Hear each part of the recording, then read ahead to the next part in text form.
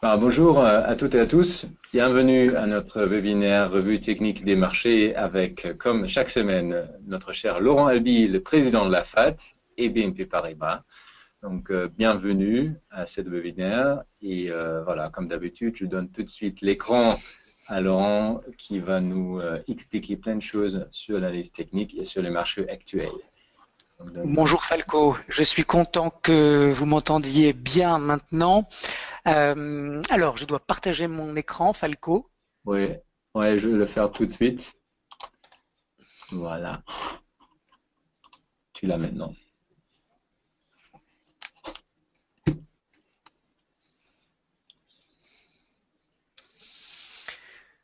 Voilà, donc normalement tout fonctionne maintenant. Bonjour à tous.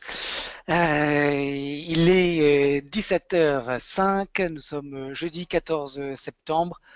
Bienvenue à cette revue technique des marchés, revue technique organisée conjointement par BNP Paribas et la FAT, l'Association française des analystes techniques que je représente, association de loi 1901 à but non lucratif, dont la mission est de faire la promotion d'une analyse technique de qualité. Et c'est ce qu'on va essayer de faire ensemble pendant 1 heure cet après-midi. Alors, vous avez à l'écran le sommaire de ce webinaire. On va, dans un premier temps, regarder les indices. On va regarder le CAC 40 et le S&P. On va faire un focus sur le secteur pharmaceutique à la demande de l'un d'entre vous. Secteur pharmaceutique en Europe et aux États-Unis. On va les comparer techniquement et on va voir ce que nous pouvons en conclure du point de vue d'un investisseur européen.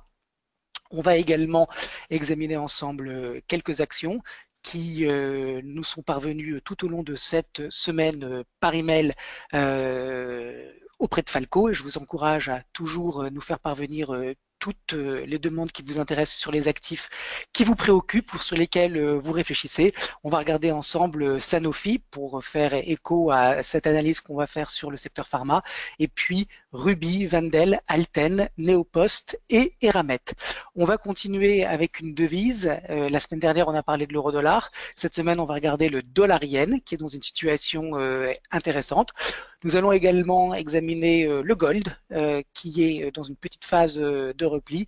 Gold qui s'est beaucoup apprécié dernièrement. C'est intéressant de voir techniquement ce que nous pouvons en dire. Et puis, à 17h50, eh bien, je vais m'arrêter de parler et je vais vous faire travailler, chers auditeurs, puisque je vais vous montrer un chart dont je garde pour le moment le secret. Je vous le montrerai que en fin d'émission et je vais vous demander de l'analyser, ou plutôt nous l'analyserons ensemble, mais ce sera surtout vous qui me direz ce que vous en pensez. Je vous poserai des questions et ça vous permettra de réfléchir, de raisonner et d'affûter votre raisonnement quand vous êtes en présence de graphiques. Voilà. Alors, j'enlève ce template et on va commencer avec le CAC 40. On va se mettre sur 1 an en daily, en bougie quotidienne, et on va regarder ensemble donc ce qui se passe sur l'indice parisien. Alors, on est dans une phase de rebond sur le CAC et on arrive maintenant sur une zone qui est importante, une zone de résistance qui, si elle est franchie, devrait déboucher sur une hausse continue de l'indice vers la prochaine zone de résistance à 5370. Alors, on voit que le rebond maintenant dure depuis environ 15 jours. Voilà, on arrive, vous le voyez, sur cette zone de résistance et on peut regarder ensemble certains indicateurs techniques pour voir si effectivement on a des informations sur la capacité du CAC à continuer donc de rebondir. Alors, ce qu'on peut faire dans un premier temps, c'est regarder ce que fait le MACD. Et vous le voyez, il a été dans une zone basse pendant plus de 2 mois et on a actuellement un nouveau démarrage de cet indicateur, démarrage haussier, avec, vous le voyez, cette très nette accélération. Donc vous le voyez, ça c'est la première fois que ça arrive de cette manière depuis que le marché est rentré en consolidation. Donc c'est un premier élément qui nous dit qu'il y a un momentum naissant sur le CAC. Deuxième élément intéressant à considérer, c'est si on met un ADX. Alors, vous voyez que l'ADX, c'est un indicateur qui montre quelle est la force de la tendance. Et depuis que le CAC 40 est rentré en consolidation, eh bien, et surtout depuis cette période du 26 juin, eh bien, vous voyez que nous avons un DI-, c'est-à-dire le trait rouge, qui est au-dessus du DI+.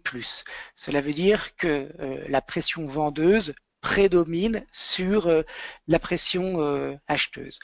Et puis, c'est la première fois que ça arrive, avec cette nouvelle impulsion haussière, on a un DI+, qui est en train donc d'être largement au-dessus du DI-, ce qui nous montre qu'on a des acheteurs qui sont beaucoup plus agressifs.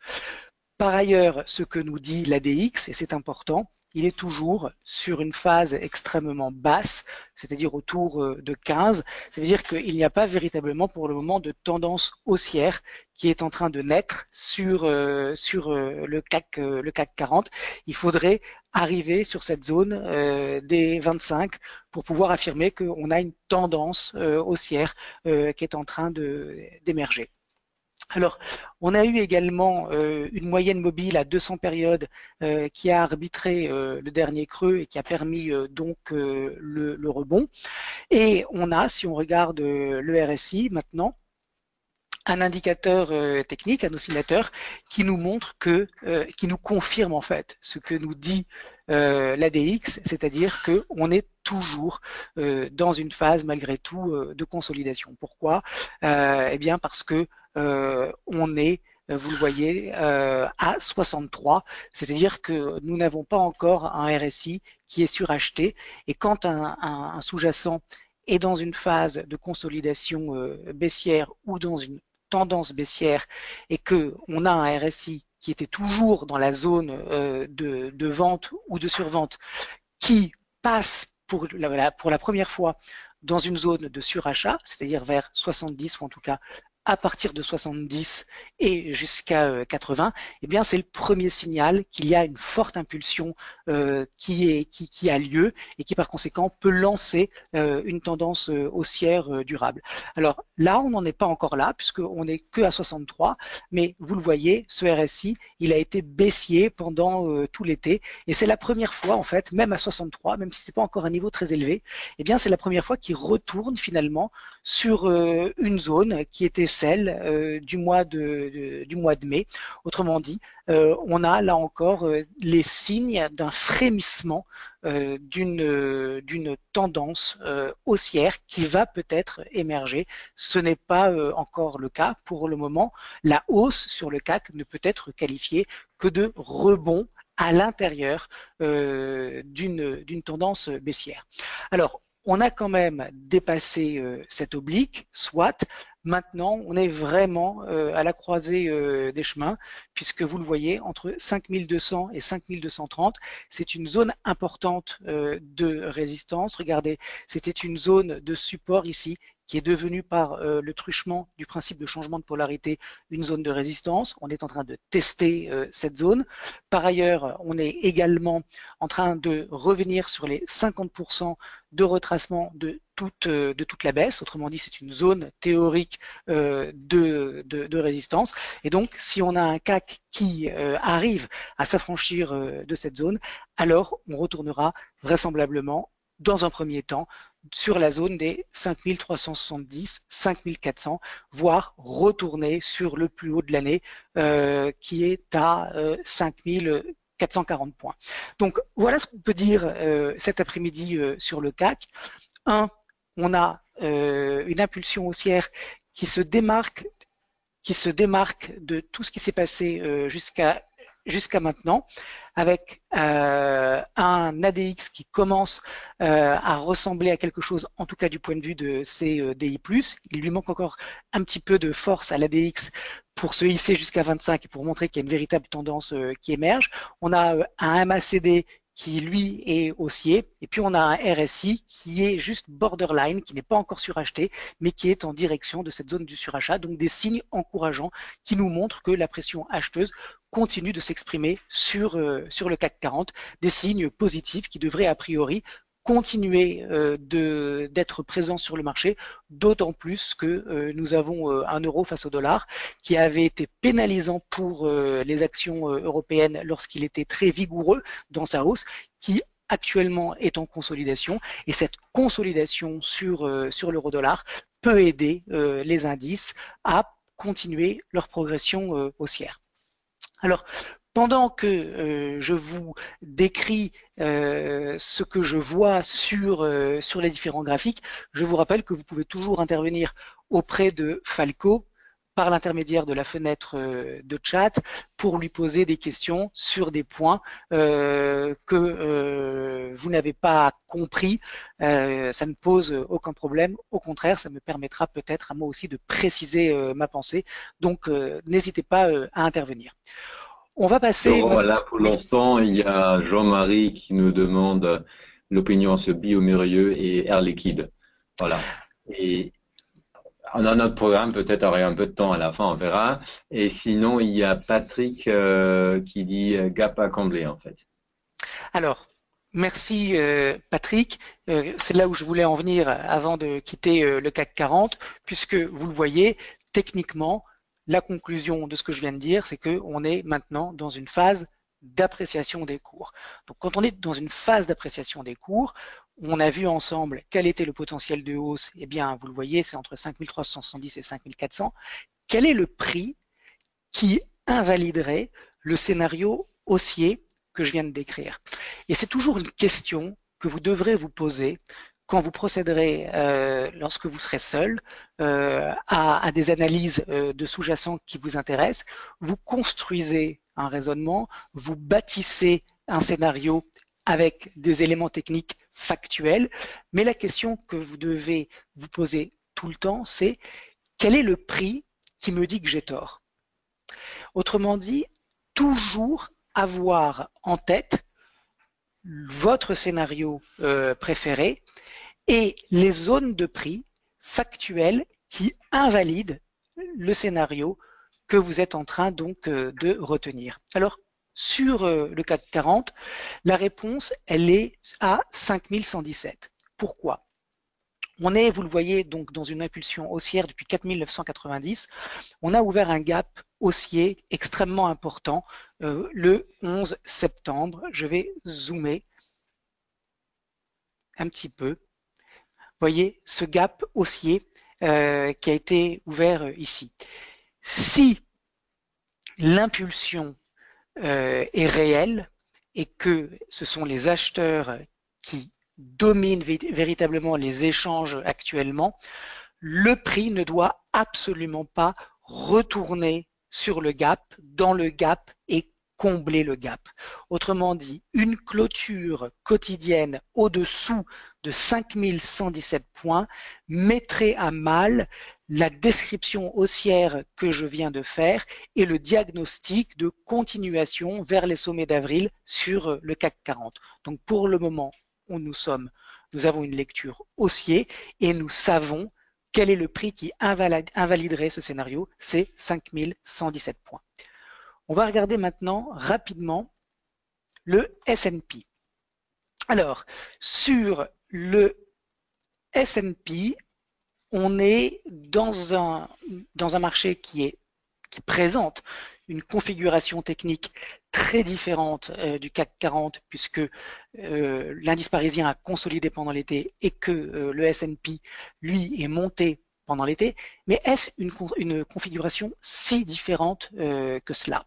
La première chose que je voudrais vous dire, c'est que c'est vrai que le S&P s'apprécie, mais il y a un effet de change important qui fait que si nous convertissions l'évolution des cours du S&P en euros et pas en dollars comme c'est le cas, vous verriez que la courbe du S&P ressemblerait étrangement à celle de l'Eurostoxx et des indices européens.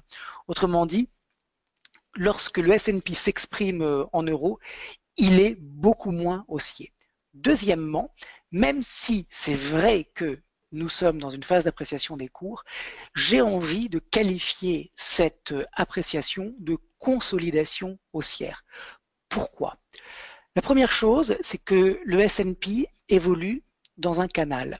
En général, quand un sous-jacent évolue dans un canal, c'est-à-dire qu'il est borné à la hausse et à la baisse, même s'il y a effectivement une appréciation ou une dépréciation des cours, cela signifie que c'est relativement lent comme rythme. Et si c'est lent comme rythme, ça veut dire qu'on n'est pas dans une phase d'impulsion. Et si ce n'est pas une phase d'impulsion, les chances sont que c'est une phase de consolidation haussière.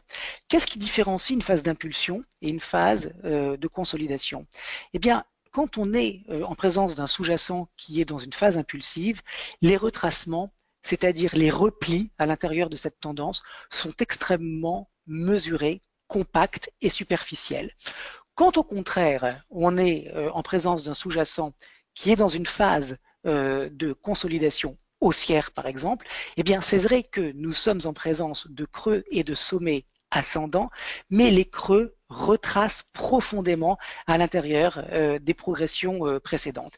Et vous le voyez ici, on voit que on a des phases de repli. Ici, au mois de mai, on fait un sommet équivalent. On retrace profondément à l'intérieur de la précédente impulsion. On fait un nouveau sommet, mais pas tellement plus élevé, plus haut que le précédent, et puis on corrige ce sommet. Alors c'est vrai que malgré tout, la polarité ici est préservée, et puis on fait un nouveau sommet et on retrace largement à l'intérieur de l'impulsion précédente. Donc vous le voyez, il y a un rythme qui est malgré tout assez lent, même si c'est important de le souligner. Le S&P est en train de faire un nouveau sommet historique et un nouveau sommet dans une tendance haussière. C'est la confirmation de cette tendance. Alors, si on met donc un MACD, on voit qu'il vient de se retourner à la hausse, avec donc une courbe qui est au-dessus de zéro, autrement dit, et qui accélère à la hausse, autrement dit un écart entre la moyenne mobile exponentielle 12 et la moyenne mobile exponentielle 26 qui est en train de grandir, autrement dit, on a un momentum de court terme qui est en train d'accélérer, c'est bon signe.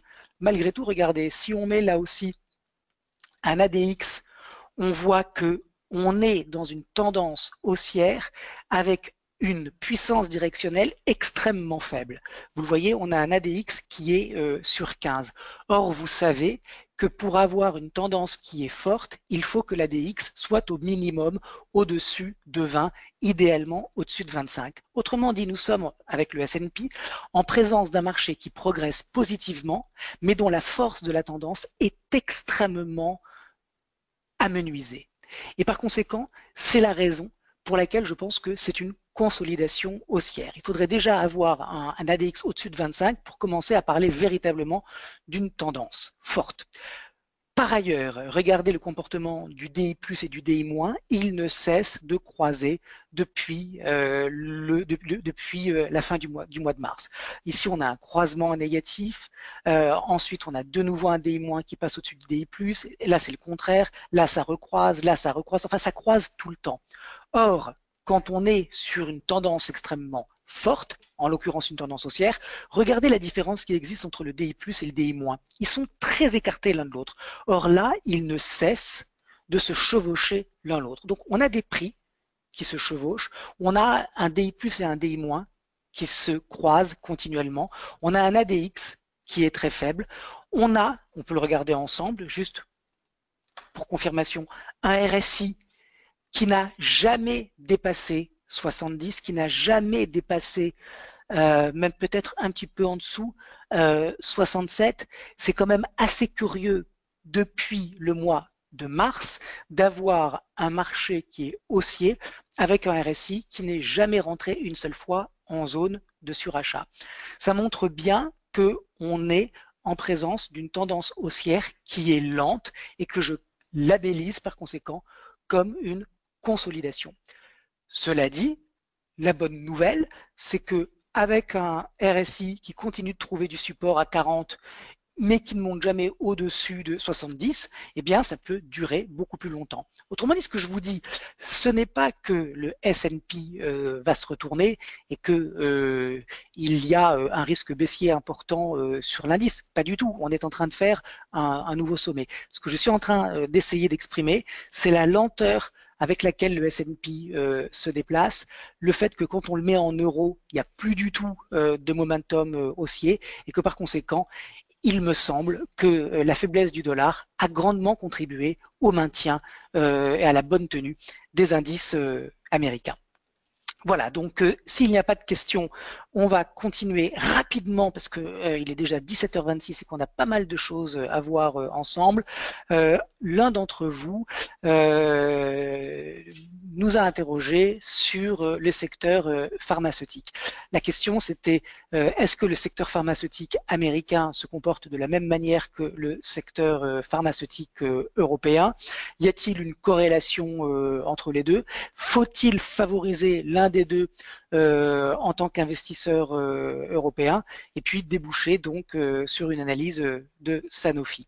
Alors, on va procéder donc à ce travail ensemble.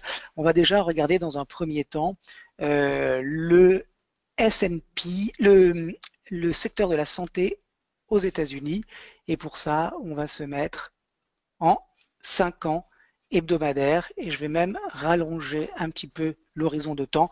Regardez, on est sur 10 ans d'historique et vous avez donc à l'écran la santé aux États-Unis et le moins qu'on puisse dire c'est qu'on est sur un indice qui est fort puisque je crois que même si je me mets en 30 ans on est sur des plus hauts historiques effectivement.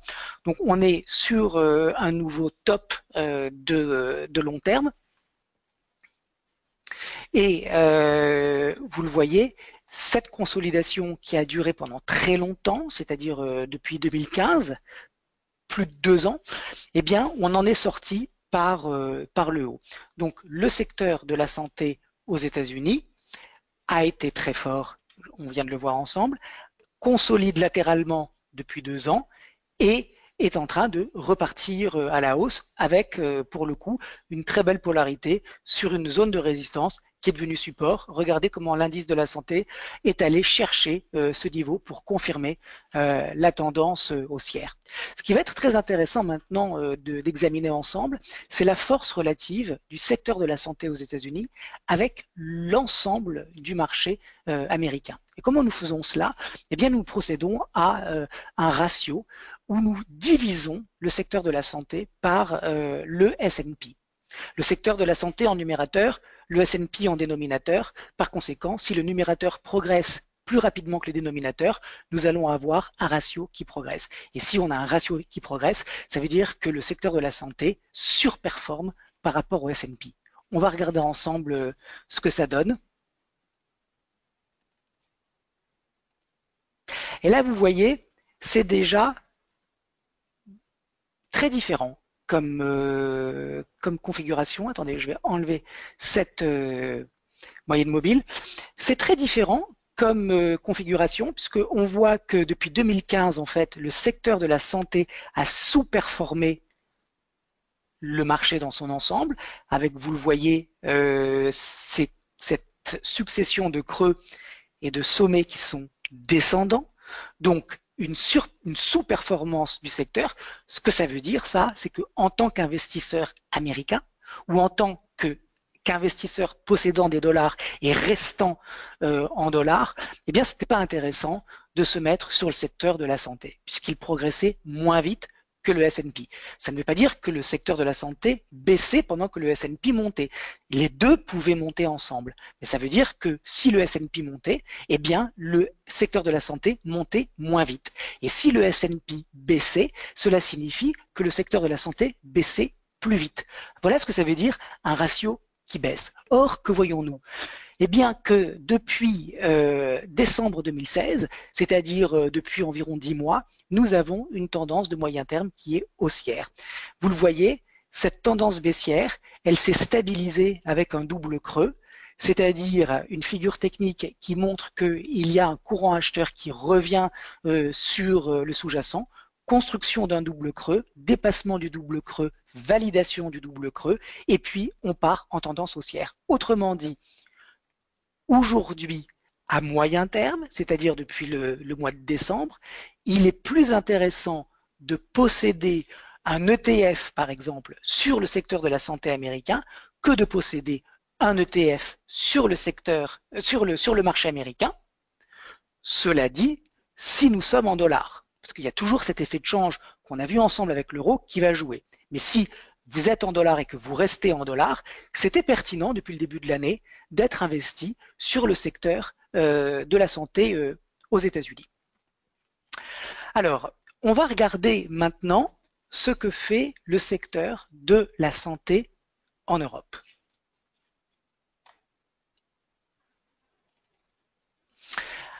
Alors, ça, c'est le Stoxx 600 Healthcare, c'est-à-dire l'ensemble des valeurs qui appartiennent au secteur, à la fois en zone euro, mais également en Suisse et en Angleterre, au Royaume-Uni. Et que constatons-nous? Eh bien que le graphique est bien différent du S&P Healthcare. Pourquoi? On vient de voir qu'aux États-Unis, le secteur de la santé était en train de faire un sommet historique et qu'en force relative, il surperformait. Et là, sur le Stoxx 600 Healthcare, on voit qu'il n'y a pas véritablement de momentum puissant sur le secteur. Pourquoi? Regardez, ici, c'est vrai qu'on a une tendance haussière depuis novembre jusqu'en mai. Mais on voit que cette tendance haussière sur le secteur, elle est mise à mal. Pourquoi? Parce que le dernier creux dans la hausse a été enfoncé. Quand on a une succession de creux et de sommets ascendants, on a une tendance haussière. Quand on a un premier sommet baissier, cela jette un doute sur la capacité des acheteurs à continuer de contrôler le marché. Quand on a un premier creux baissier, ça ne veut pas dire que la tendance est négative, mais ça veut dire qu'on passe d'une séquence directionnelle haussière, creux et sommet ascendant, à une séquence directionnelle neutre avec un premier creux descendant. Et c'est exactement ce qui s'est passé là. C'est-à-dire que pour que ce mouvement haussier le reste, il aurait fallu que sur cette zone comprise entre 745 et 762, eh bien sur cette zone, on ait un rebond et qu'on reparte à l'assaut des 808 points. Donc, à moyen terme, sur le secteur de la santé en Europe, on voit que nous sommes à l'intérieur d'un trading range, presque un petit peu au-dessus du milieu de ce trading range, et que pour valider à nouveau ce mouvement haussier qui existe depuis novembre 2016, que faut-il? Il faut dépasser cette résistance. Ce n'est que le dépassement du précédent sommet qui va à nouveau valider la séquence directionnelle haussière qui prévaut depuis novembre 2016. OK? Maintenant, nous sommes, je vais mettre un peu plus d'historique, on est sur du long terme, depuis 2009, sur un marché qui est haussier. Pour que ce marché, sur le long terme, soit à nouveau dans une tendance haussière, que faut-il? On va suivre le même raisonnement. Il faut que les cours dépassent le précédent sommet. C'est-à-dire que à long terme, ce n'est que le dépassement des 874 points sur l'indice de la santé européen qui validera la continuation haussière vers des nouveaux sommets. Donc, à moyen terme, il faut dépasser 809. À long terme, il faut dépasser 874 pour être de nouveau haussier sur le secteur. À la baisse, vous le voyez, on a fait une première phase de correction, une phase de reprise capée par le précédent sommet. 658, pardon, c'est une zone de support importante. Si elle était enfoncé, cela signifierait qu'on est de nouveau en présence d'un indice qui fait un nouveau plus bas et que par conséquent, la tendance baissière qui avait commencé ici, qui a été neutralisée ici, reprendrait son cours et on irait chercher des nouveaux creux plus bas. On va regarder maintenant ce que ça donne en force relative.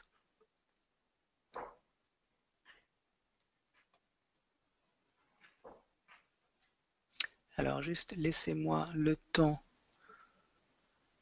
de trouver. Voilà. Alors regardez, ça c'est le ratio du secteur de la santé face au Stoxx 600.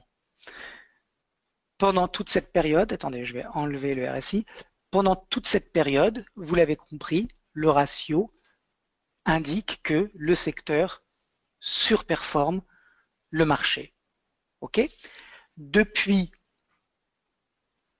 le 11 juillet 2016, nous avons un ratio qui baisse.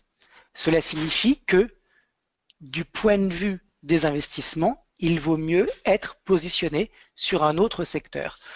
Le fait que le ratio baisse, je répète parce que c'est très important et la plupart des gens ne comprennent pas comment lire correctement un ratio, le fait que le ratio baisse ne signifie pas que le secteur de la santé baisse. Il signifie que si le marché monte, il monte moins vite. Et si le marché baisse, alors il baisse plus vite. Donc, aucun intérêt à posséder du secteur de la santé pendant cette période entre juillet 2016 et janvier 2017. Maintenant, on voit qu'on est sur une possible zone de rebond, puisque vous le voyez, c'était une zone de résistance. Il faut être large parce que c'est une zone, mais on a cette petite polarité ici, sommet creux, et on a un ratio qui a rebondi sur cette zone à 1,90. Autrement dit, quand on a maintenant un ratio qui monte, cela veut dire que depuis le 31 juillet, vous voyez, c'est tout récent, on a un secteur de la santé qui surperforme. Au-delà du 31 juillet, ce que ça veut dire, le fait que le secteur soit dans un trading range, qu'il soit donc borné et qu'il a donc la possibilité de continuer d'évoluer latéralement face au Stoxx 600, ça veut dire qu'il va faire la même chose du point de vue de la performance.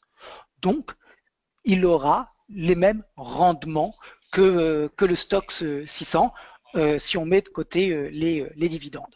Donc, vous le voyez, on est à moyen terme sur une force relative en ligne avec le Stoxx 600 pour vraisemblablement encore quelques semaines.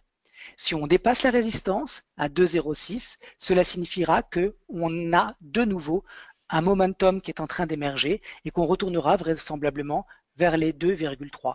Le cas contraire, c'est une rupture du support qui montrera que la sous-performance du secteur est confirmée et qu'on va de nouveau aller tester les 1,8, voire plus bas, les 1,72.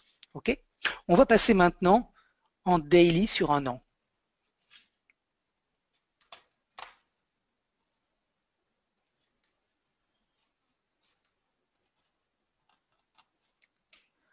On comprend pourquoi ici, on a eu un petit rejet du marché, puisque vous voyez, c'était une zone de support qui a été validée résistance ici et qui a de nouveau été validée en tant que telle ces derniers jours.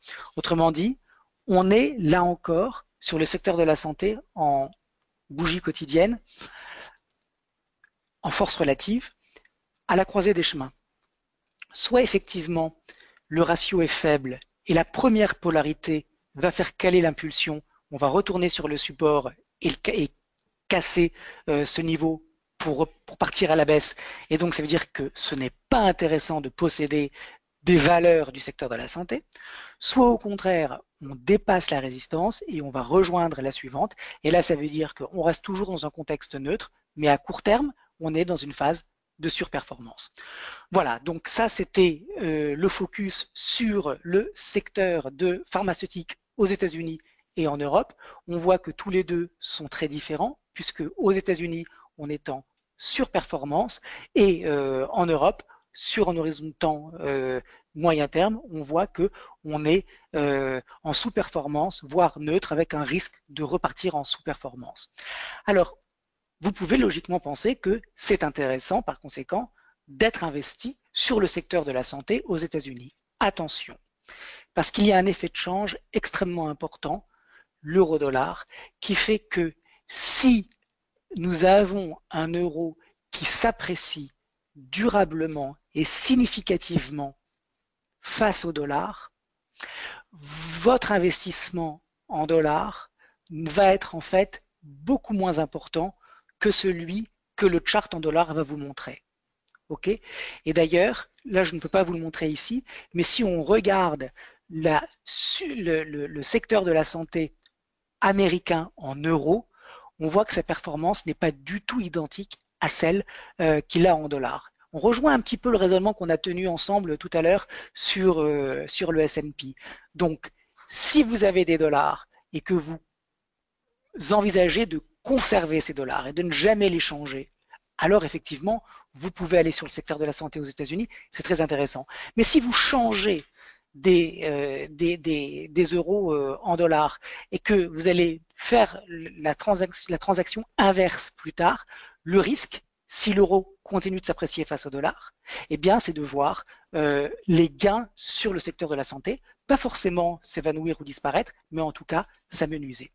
Falco, je te redonne la parole. Quelques instants, est-ce qu'il y a des questions par rapport à tout ce que nous venons de voir ensemble?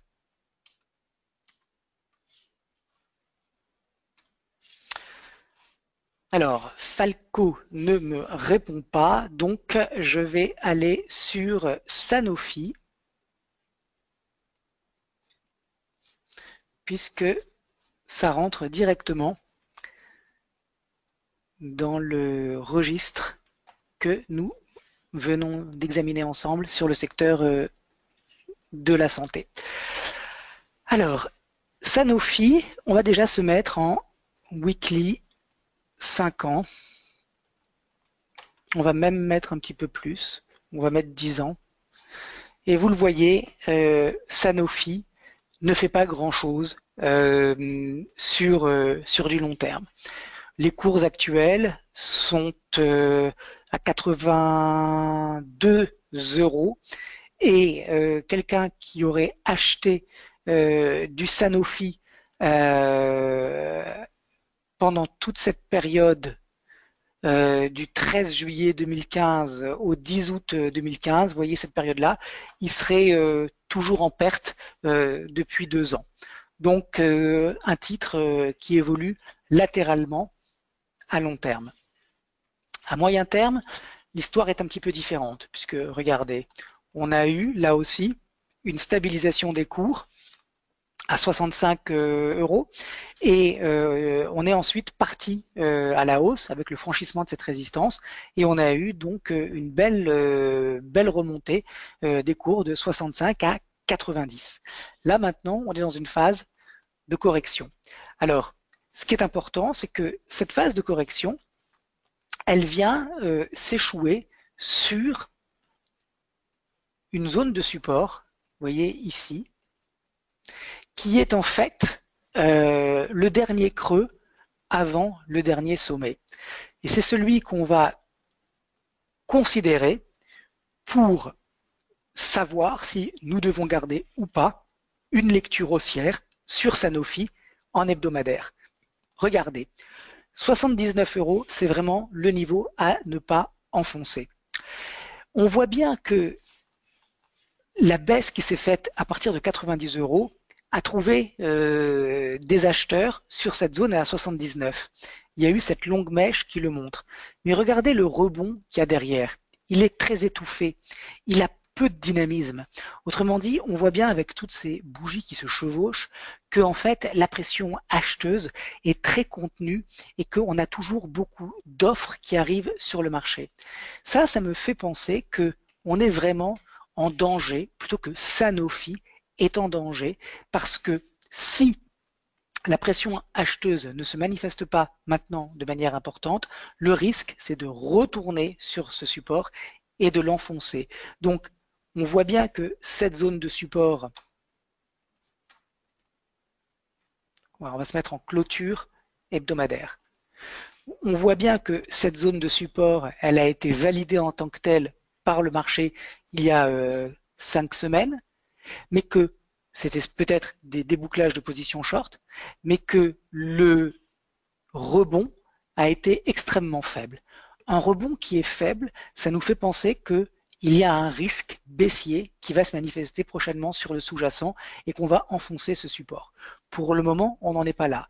Mais le fait que toutes les bougies se chevauchent les unes les autres, c'est très important d'examiner le comportement des bougies les unes par rapport aux autres. Le fait que les bougies se chevauchent les unes les autres et que le rebond est en pourcentage très peu élevé, ça montre qu'il y a un risque, après cette impulsion baissière, de repartir à la baisse. Ce qui infirmerait ce scénario, c'est le dépassement du précédent sommet à 90-92. Le problème, c'est que même si on dépasse 90-92, vous voyez qu'on a ici ce sommet. Donc il y a toute cette zone de résistance, en fait, qui va faire barrage. Ce n'est que sur le franchissement. Le premier signal, c'est le dépassement hebdomadaire de ce sommet.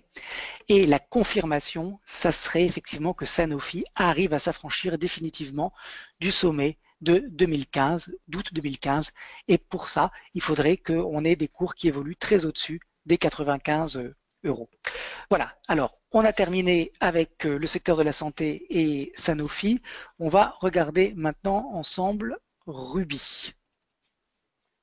Alors, sur Ruby, on est dans une configuration très différente, puisque vous le voyez, on est dans une tendance haussière qui est forte. Si on met un MACD, on voit que on a un croisement du spread avec la ligne de signal. Je vais vous expliquer comment fonctionne le MACD. Il y a d'excellents ouvrages qui ont été écrits sur le sujet, mais le fait qu'on ait un écart qui se resserre entre les deux moyennes mobiles montre qu'on a une décélération de la progression des cours. Ça ne signifie pas que le marché va se retourner, mais simplement qu'il évolue moins vite. Ce qui est important sur le MACD, c'est de regarder où se situe le zéro. Il est ici, vous voyez. Le zéro, il est grosso modo ici. Ça veut dire que tant que le MACD va évoluer au-dessus de la ligne 0, nous avons une moyenne mobile rapide, en l'occurrence 12 périodes, qui va se resserrer par rapport à la moyenne mobile 26 périodes, mais que les deux vont rester malgré tout bien alignés, c'est-à-dire la rapide au-dessus de la lente. Okay, donc on voit un MACD qui est en train de se retourner. C'est une première alerte qui nous dit que pas forcément que le marché va se retourner, mais que le marché est en train de ralentir. On va regarder ensemble le DMI. Le DMI, regardez, on a un DI+, qui est en train de converger vers le DI-, un DI+, qui baisse, un DI- qui monte, et un ADX qui était suracheté, qui nous montre donc que la tendance était extrêmement forte, et qui, vous le voyez, depuis ce sommet, c'est-à-dire depuis ce sommet, est en baisse. On a une divergence baissière extrêmement importante sur l'ADX, puisque ce sommet ici, l'ADX était à 53, ce sommet ici, il est à 46. Autrement dit, là aussi, on a un ADX qui nous montre que la tendance est en train de se détériorer. J'imagine qu'on peut trouver sur le RSI une divergence également. Vous regardez, on a là aussi un RSI qui est monté à 80 en juin et qui, sur un nouveau pic des prix, a fait un sommet plus bas à 73. Donc, sur Ruby, techniquement, le marché est haussier, il est en risque de consolidation.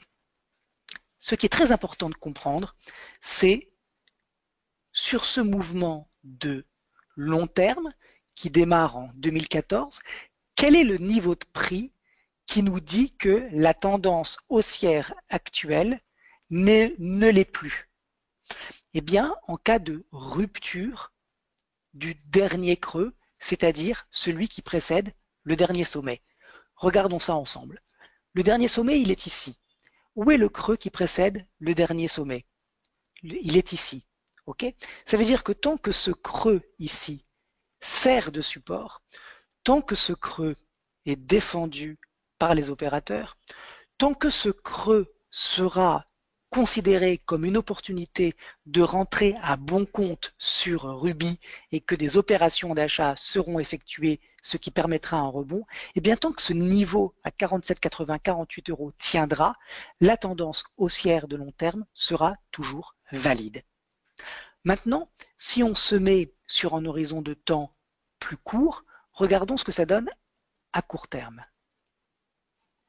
À court terme, on a ici les creux et les sommets qui sont ascendants.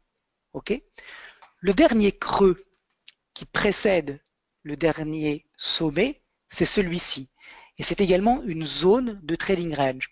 Autrement dit, Ruby, en fait, évolue par palier. Il progresse, il se stabilise. Il progresse, il se stabilise. Il progresse, il se stabilise. Sauf que là, il y a intérêt à ce que les acheteurs se manifestent. Parce que on est sur un marché qui n'arrive plus à progresser. Il y a eu une tentative de sortie haussière qui n'a pas fonctionné, puisque vous le voyez, on est sorti marginalement du trading range avec un franchissement de la résistance, mais ce franchissement de la résistance n'a duré que quelques jours et derrière une énorme bougie noire. Okay, donc ça veut dire quoi?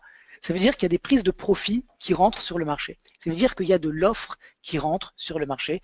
Ça veut dire que le consensus est en train d'évoluer défavorablement à court terme sur le titre parce qu'on a maintenant des opérateurs qui pensent non pas à accumuler du Ruby, mais qui pensent à s'en délester. Okay, à court terme, le niveau de support à 52,40, il est extrêmement important parce que s'il est enfoncé, ça veut dire que finalement, l'été a été l'occasion de distribuer le papier et de repartir potentiellement à la baisse vers le prochain support à 47,80. Donc, comme on l'a vu précédemment, à moyen terme, il n'y a pas d'alerte à avoir sur le titre puisqu'on est encore très loin du support de moyen terme, mais à court terme, on est potentiellement sur une phase de distribution. Et c'est là que c'est important, quand vous analysez un sous-jacent, de toujours faire la différence entre le court terme, le moyen terme, le moyen terme et le long terme. Parce que vos conclusions ne seront pas forcément les mêmes en fonction de l'horizon de temps que vous envisagez. Exemple, sur Ruby, à long terme, on est toujours haussier. À court terme, on est potentiellement en train de donner un signal de vente sur rupture du support avec une dépréciation des cours qui pourrait ramener donc les prix vers 48. Voilà, donc Ruby, attention, on est peut-être sur un titre qui ne va pas se retourner, mais qui ne devrait pas donner grand-chose pour les prochaines semaines. On continue avec Wendel, à moins qu'il y ait des questions, Falco, dans ce cas-là, n'hésite pas à m'interrompre. Alors, non, il y en a pas, c'est assez calme. D'accord. Donc Wendel, et après tu fais le à vous de jouer, c'est ça? Oui, effectivement. Je voulais qu'on couvre Alten, Neopost, Eramet et le dollar yen, mais c'est vrai que le temps passe très vite. Alors, sur Wendel, on est effectivement sur un marché qui est haussier. On a là aussi une fatigue qui rentre sur le titre. Pourquoi? Parce que on a eu un rebond qui s'est fait ici, vous le voyez, avec cette bougie blanche. Ce rebond, il aurait dû immédiatement déclencher l'ascension des cours vers un nouveau sommet.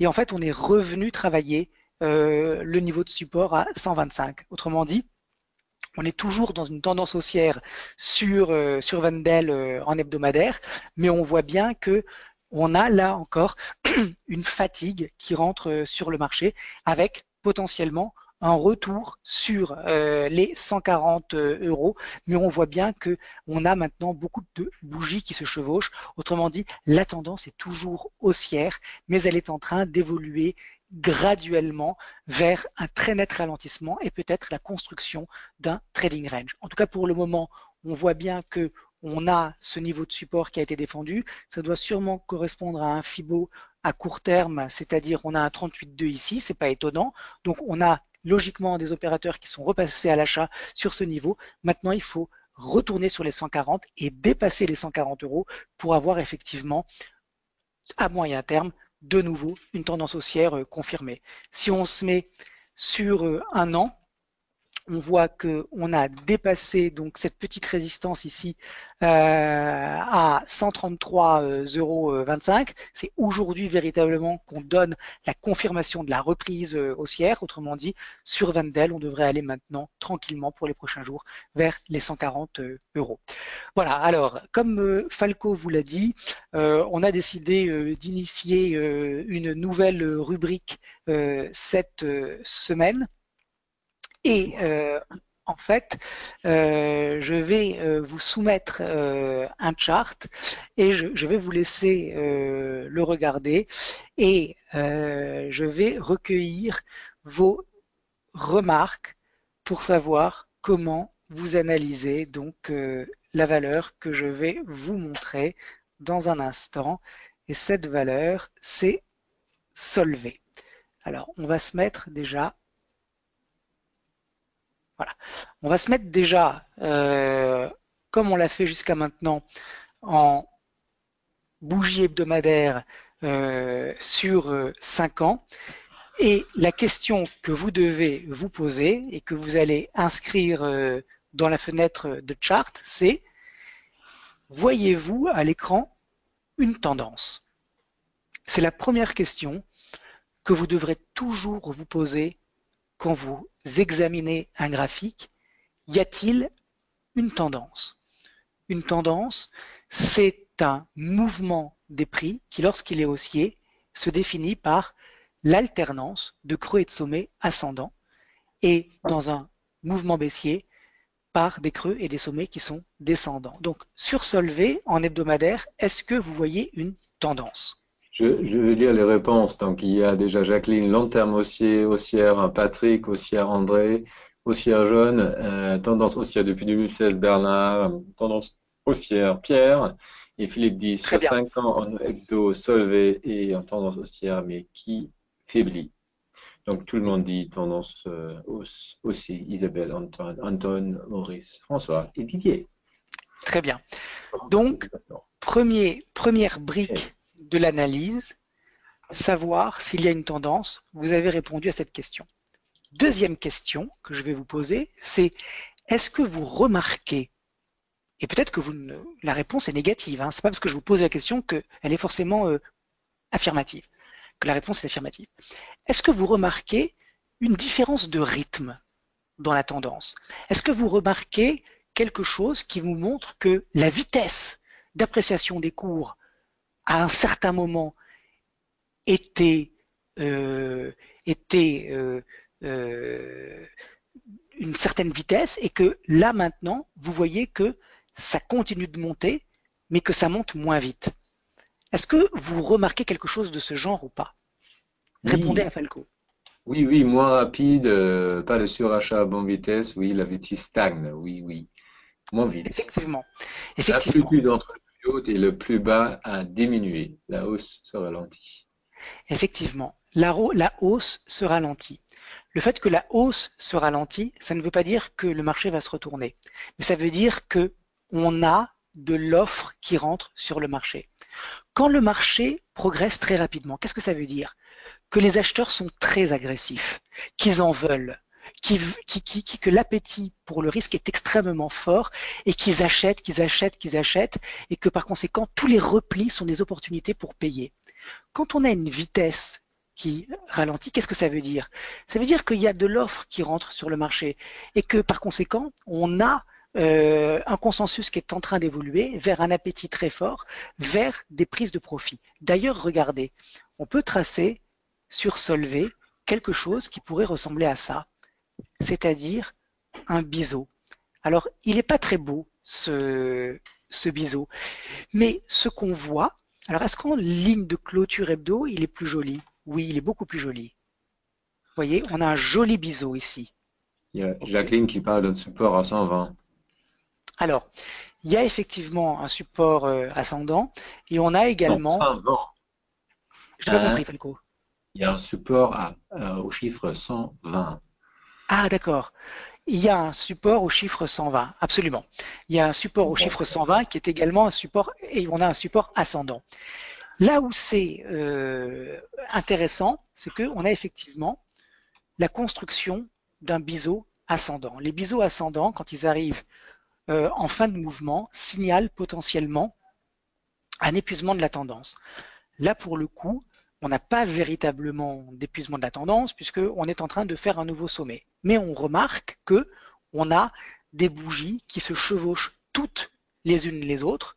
C'est beaucoup plus intéressant et important pour moi de voir des bougies qui se chevauchent que de signaler l'existence d'un biseau. Donc on a une tendance avec ici un schéma correctif, excusez-moi, pas un schéma correctif, un schéma de consolidation qui est en train d'apparaître. Si on regarde le DMI, on voit qu'il est sur une zone de surachat. C'est-à-dire que quand on a été sur cette zone en octobre 2016 et en septembre 2015, ça a toujours été un moment où la tendance s'est stabilisée, s'est calmée. Si on regarde maintenant le MACD, on voit qu'il est plat et que par conséquent, là aussi, on n'a aucun momentum. Alors, ce que je vais faire vite avant de vous quitter, c'est si on se met comme ça, c'est à court terme, et on va terminer là-dessus. Si on se, regardez, on va se mettre, voilà, sur cette tendance. On va regarder donc l'évolution récente avec tous ces chevauchements des derniers mouvements. Quel est le niveau de prix? Ce sera ma dernière question. Quel est le niveau de prix qui, s'il était enfoncé, signalerait que la tendance haussière est mise en pause et qu'on repasse sur une tendance neutre? Réfléchissez et on terminera là-dessus. Je vous mets également en ligne de Jacqueline, clôture. Jacqueline toujours 120, 120, 117 pour Jeanne, Jacqueline 120, 118 pour Pierre, Pascal 117, Alors, 115.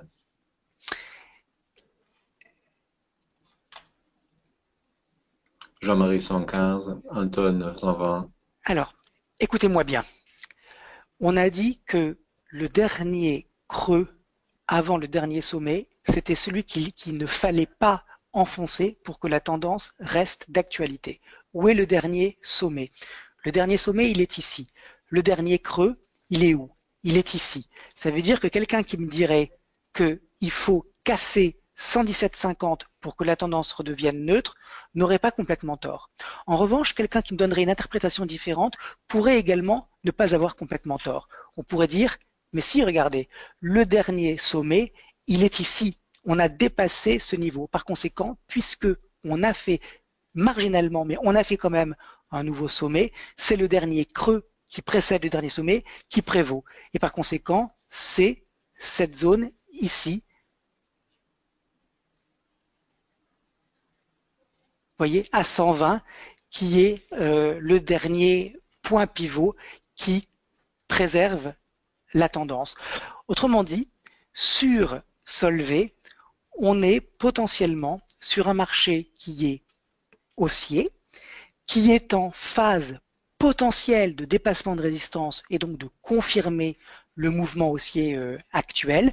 Dès qu'on aura une nouvelle clôture au-dessus du précédent plus haut en séance, on aura la confirmation de la tendance et la zone qui ne doit pas être enfoncée techniquement pour préserver cette lecture haussière, et je parle de zone beaucoup plus que d'un prix précis.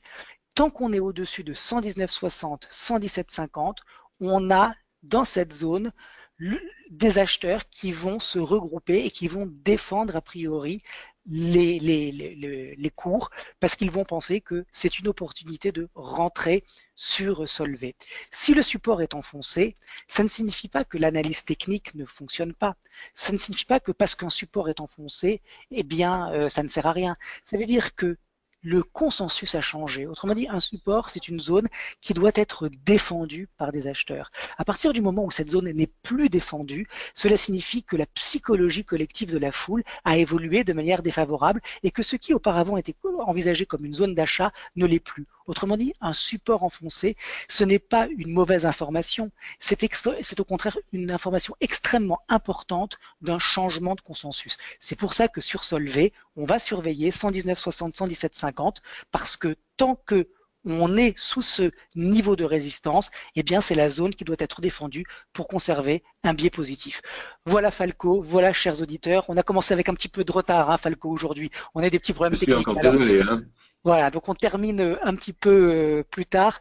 J'espère que ce webinaire vous a intéressé, que cette revue vous a permis à vous aussi de faire le tri dans votre méthodologie et de savoir un petit peu comment vous devez vous organiser quand vous avez un chart sous les yeux. C'est vraiment l'exercice auquel on essaie de se livrer ensemble. Et par conséquent, on continuera tous ensemble la semaine prochaine. À moins qu'il y ait des questions, Falco, je ne sais pas. Non, j'ai juste des commentaires très, très, très gentils. Donc, merci comme d'habitude, très intéressant. Et voilà, donc ils sont tous contents. Donc, merci à toi, Laurent, d'avoir été avec nous ce soir. C'était un grand plaisir et je vois bien que pour tous les participants de webinaire, c'était un grand plaisir. Donc, on se retrouve la semaine prochaine, pas à 17h, mais à 18h. Aussi le jeudi, aussi avec Laurent et BNP Paribas. Et donc, je vous dis merci d'avoir été avec nous. Merci, Laurent, pour toute explication. C'était un plaisir et à la semaine prochaine et aussi à mardi pour 100% marché qui veut. Bonne journée à tous, bonne soirée. Merci Falco et bonne soirée à tous. À jeudi prochain. Au revoir.